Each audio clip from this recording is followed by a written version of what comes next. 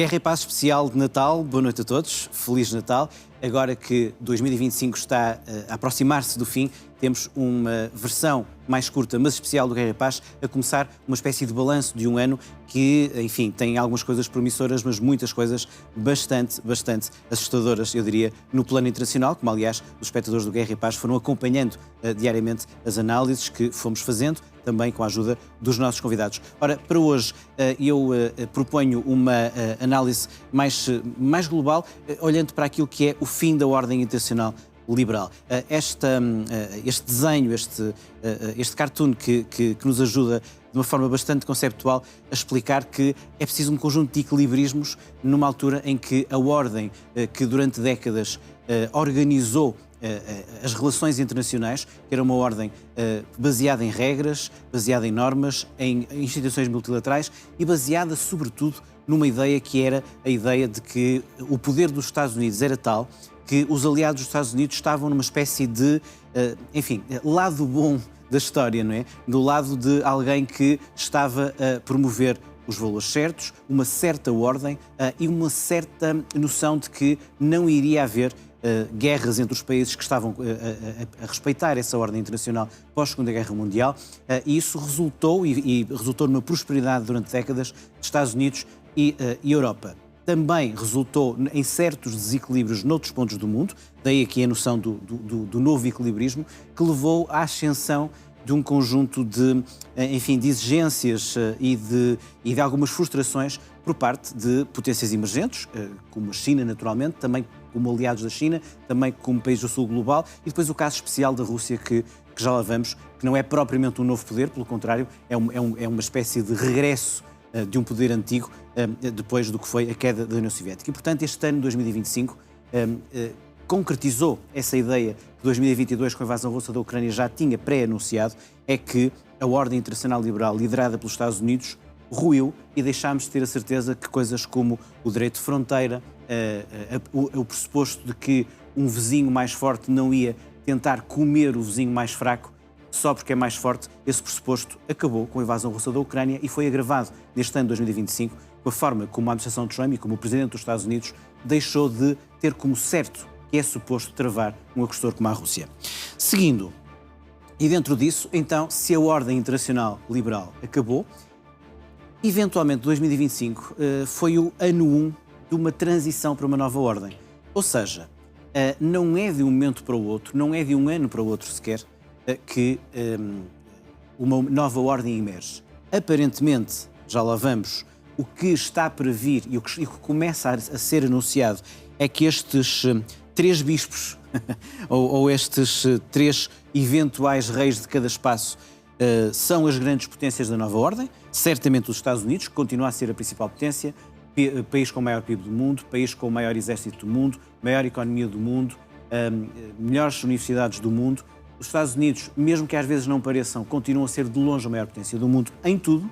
No entanto, estão a ser desafiados, sobretudo pela China, que está a recuperar e a reduzir a diferença económica entre os Estados Unidos, embora não ao ponto dos anos pré-Covid, e que está também a dar passos muito significativos no âmbito da inteligência artificial, no âmbito também do ponto de vista militar e também de uma certa assertividade na região da Ásia-Pacífico, do Indo-Pacífico e do Sudeste da Ásia. E depois a Rússia, que é o regresso de um poder antigo. Não estamos numa nova Guerra Fria.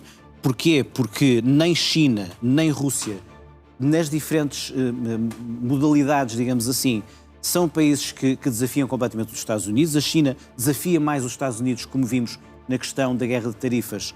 Foi o único país que conseguiu fazer recuar completamente Trump.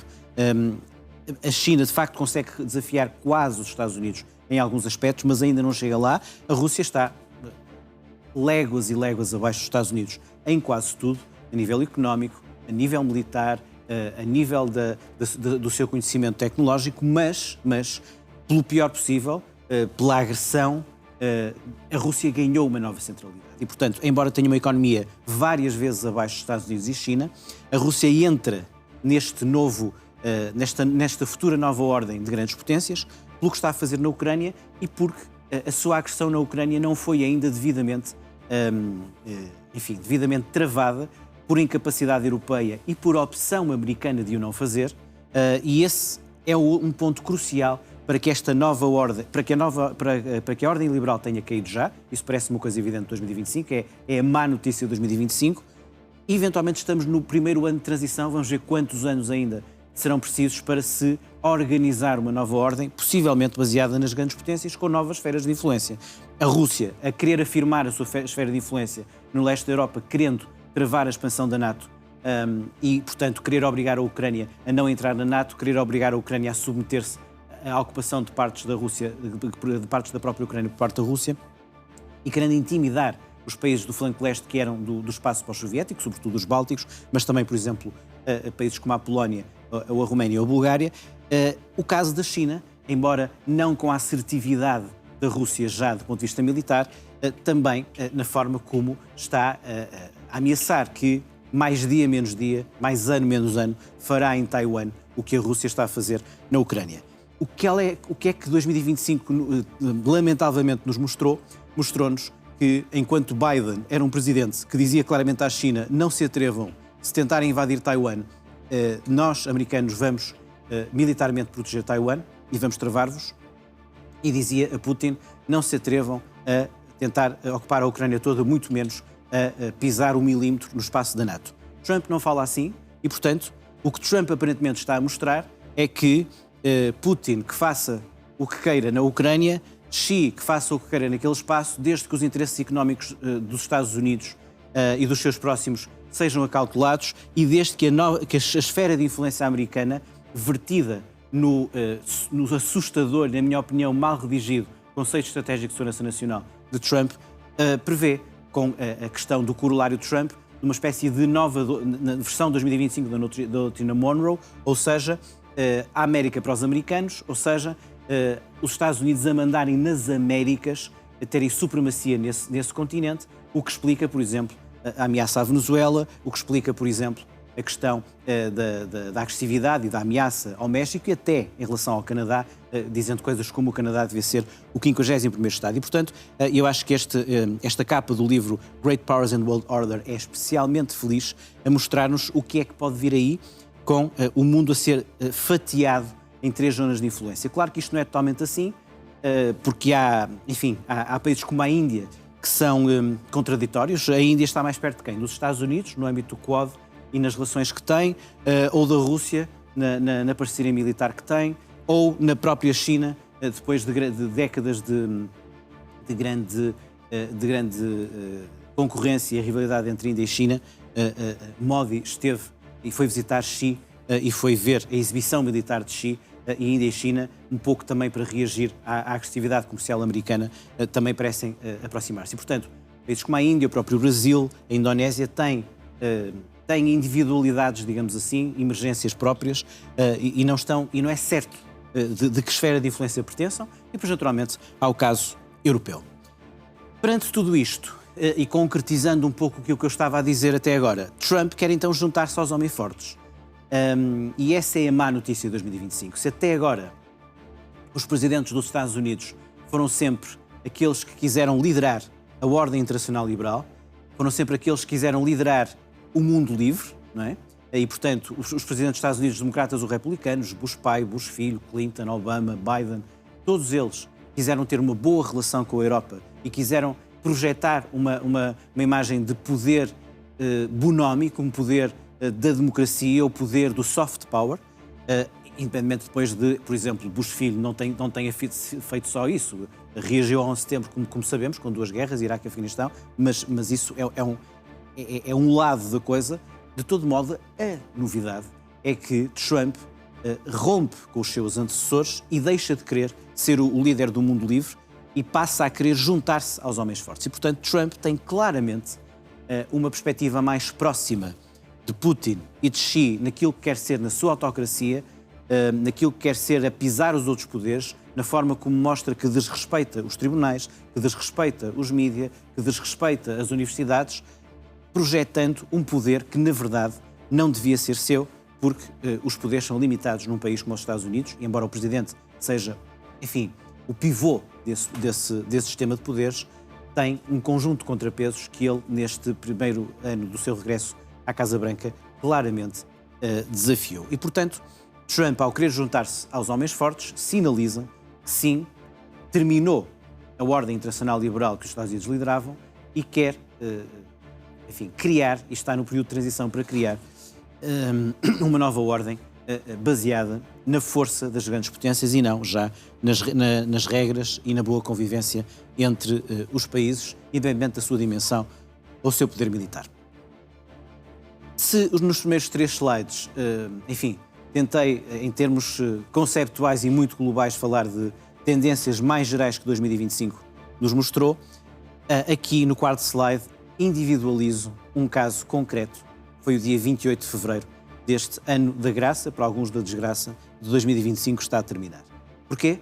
Porque para mim este foi o dia, e este momento em concreto, foi o momento mais preocupante naquilo que tudo que até aqui elenquei significou.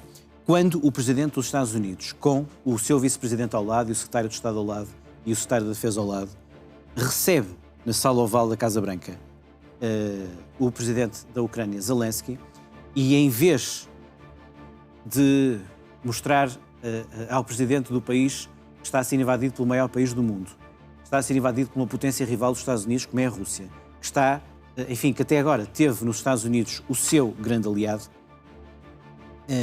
em vez de o falar de uma forma perfeitamente alinhada, mostrando que os Estados Unidos farão tudo para ajudar a Ucrânia a travar a Rússia, em vez disso ter acontecido, o que se passou foi que Trump, um pouco também, levado por J.D. Vance a isso, J.D. Vance que representa o lado mais isolacionista e mais anti-Europa e mais anti-NATO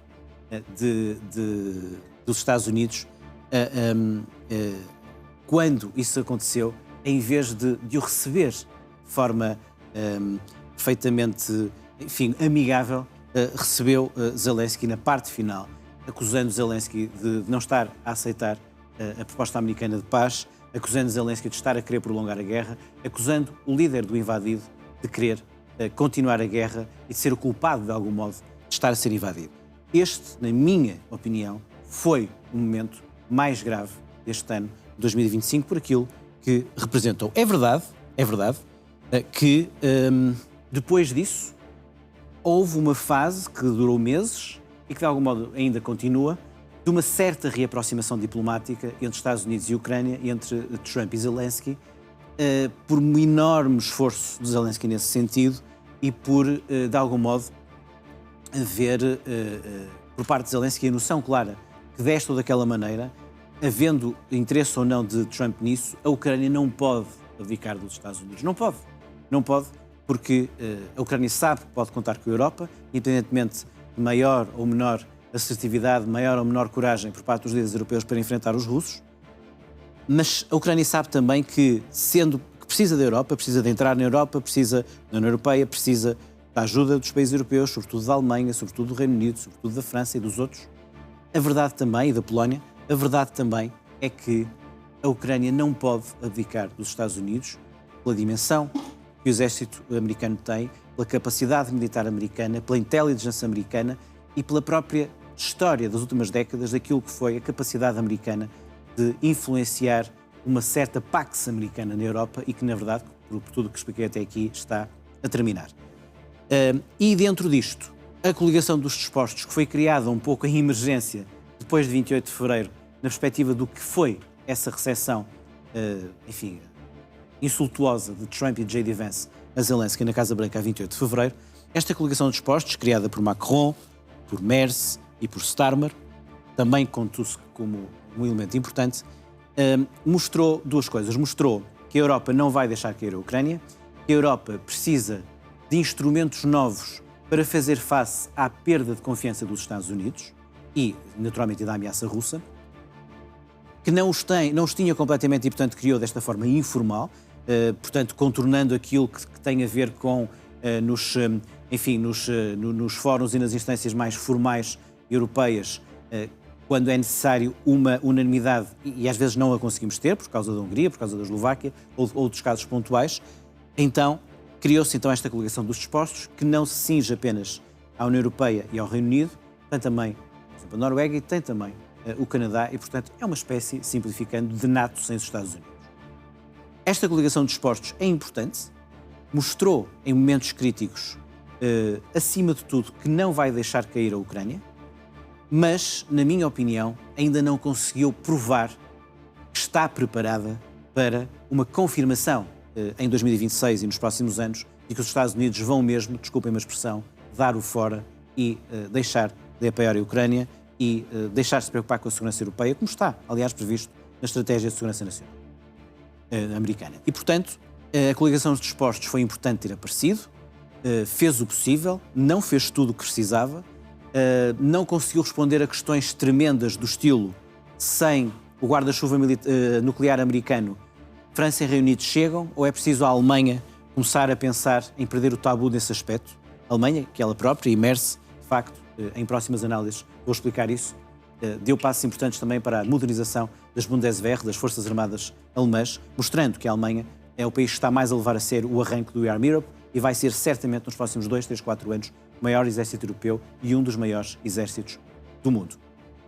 Mas é um processo que demora, tudo isto demora, e portanto Merz deu passos importantes com a perda, com o fecho da torneira americana, este ano zero de apoio militar dos Estados Unidos à Ucrânia direto, só vendas, através do sistema Pearl. A Alemanha passou a ser de muito longe o país individual que mais ajuda a Ucrânia militarmente, mas é preciso ter a noção da escala e das dimensões. No ano 2025, a Alemanha terá dado entre 9 e 11 mil milhões de euros em ajuda militar direta à Ucrânia. Ora, isso é 5, 6 vezes menos do que o último ano Biden na ajuda militar à Ucrânia. É essa a dimensão da perda para a Ucrânia do que foi o fecho da torneira americana. E, portanto, a questão nuclear tem que ser resolvida. Sem o guarda-chuva americano, se vai haver um terceiro player, além de França e Reino Unido. França e Reino Unido têm realidades nucleares diferentes. A França, há quem diga que apenas a França é suficiente do ponto de vista nuclear para dissuadir a Rússia, embora as diferenças sejam bastante grandes, mas a França é um poder nuclear não NATO, é um poder nuclear ela própria. E o caso do Reino Unido, que tem um poder nuclear dependente de uma chave americana. E, portanto, falta saber se um agravar da ameaça russa pode exigir que a Alemanha pense seriamente em passar a ser um poder nuclear nos próximos anos, que a própria Polónia o faça também, e, portanto, isto é algo que é preciso ser abordado e endereçado sem tabus. Avançando já na parte final desta primeira análise do ano 2025, teremos mais já amanhã e dia de Natal e também na próxima semana, no primeiro dia de 2026, mas destacava também esta questão que é da relação que já não dá para esconder, já não é um romance secreto, já é um romance perfeitamente não assumido, mas descoberto entre Trump e Putin. O que vemos é 15 de agosto, a Cimeira do Alasca, em que Trump cometeu a desfaçatez de receber o agressor numa passadeira vermelha. Foi isto que aconteceu. Não sabemos exatamente o que se falou no Alasca, mas o que tinha acontecido em Jeddah, no âmbito mais económico, entre Dmitriev do lado russo e Witkoff do lado americano.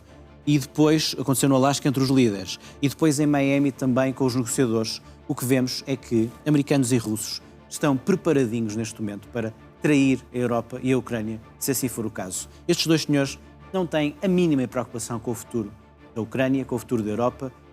Ambos pretendem a divisão da Europa, ambos pretendem que a Europa fique mais frágil politicamente, porque assim ganham espaço nas suas próprias esferas de influência. E essa é a realidade e a conclusão terrível para nós europeus deste ano de 2026. De 25, peço desculpa, e que 2026 pode eventualmente agravar.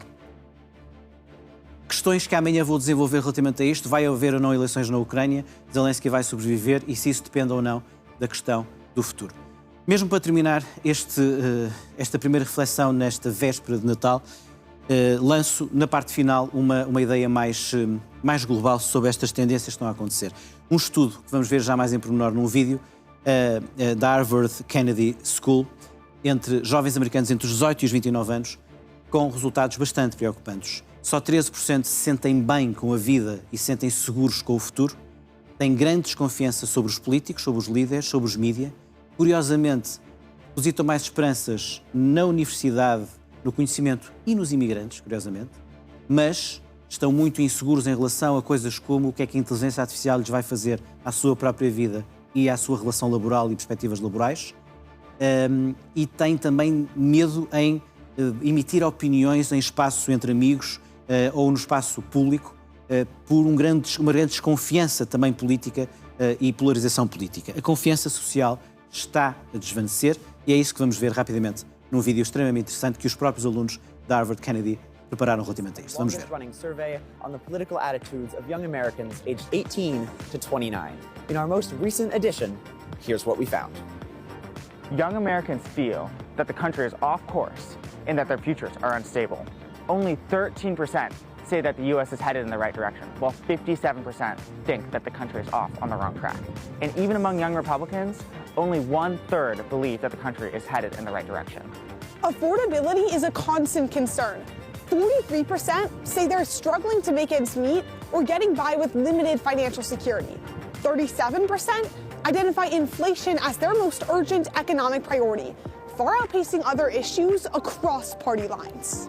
And AI is adding to their economic stress, reshaping how they think about work. Young Americans portanto, are como 3 vemos, times more como likely disse, to believe são that abordados AI temas will take como away opportunities consequências da and inteligência artificial para os próximos anos e próximas décadas, para a geração que tem hoje abaixo dos 30 anos. With the majority seeing Relações AI as a laborais. threat to their job prospects, significantly more than say so about immigration and outsourcing of jobs. A questão do trabalho, a questão da imigração, da polarização política. E, portanto, no total, President Trump's job approval stands at 29%, followed closely by Democrats in Congress at 27% and then Republicans at 26%. Despite the skepticism among registered voters, 46% prefer Democratic control of Congress in the 2026 midterms, compared with 29% who prefer Republican control. Party identity is driven more by portanto, os frustration jovens, than by no loyalty. geral, não têm grande confiança na presidência de Trump, mas também nos políticos no geral. Isso tem a ver com essa desconfiança em relação às instituições. Muito bem, e portanto, no global o vídeo tem mais algum tempo, mas vamos avançar e creio que no global esta abordagem da Harvard Kennedy School mostra-nos algo que tem a ver com essas conclusões gerais que este ano 2025 nos mostra. E o caso dos jovens americanos pode ser exportado, digamos assim, também para o que se está a passar na Europa. Nas próximas reflexões falo muito disso também, do que é que 2026, que nos cheira a futuro, mas faltam dias, falta uma semana para aparecer, pode também gerar, certamente, oportunidades, mas problemas de uma certa coesão e cola social que a tecnologia pode estar a gerar. Feliz Natal, em família, e que os próximos dias possam também servir de reflexão. O Guerra Paz volta amanhã, dia de Natal, para mais uma reflexão. Obrigado a todos.